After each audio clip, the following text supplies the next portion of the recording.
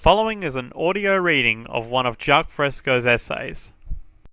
Resource-based economy.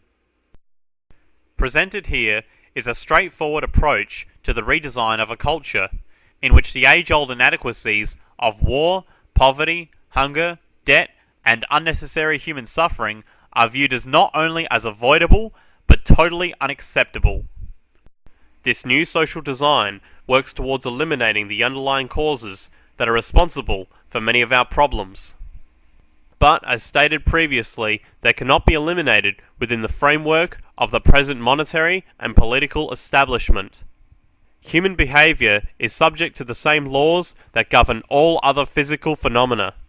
Our customs, behaviors, and values are byproducts of our culture. No one is born with greed, prejudice, bigotry, and hatred. They are learned. If the environment is unaltered, similar problems will reoccur. These aspirations cannot be accomplished in a monetary-based society of waste and human exploitation.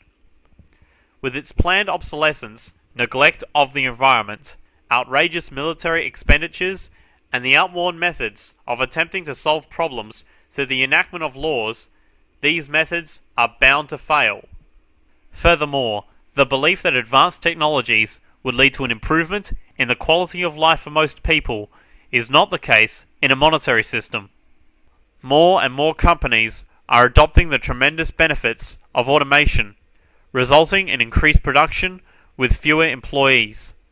Corporations' short-term concern with profit will ultimately result in the demise of the world monetary-based economies. If the monetary system continues to operate, we will be faced with the condition of more technological unemployment, today referred to as downsizing. From 1990 to 1995, companies dismissed a staggering 17.1 million employees, many of these due to automation.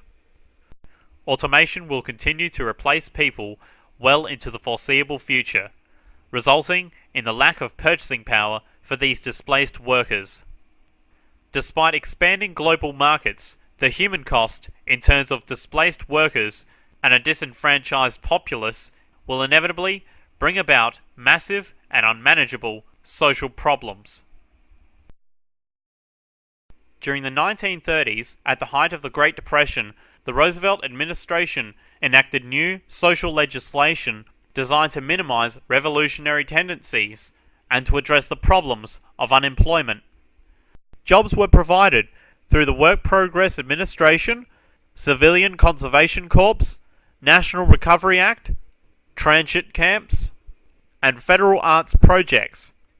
Ultimately, however, World War II pulled the US out of that worldwide depression.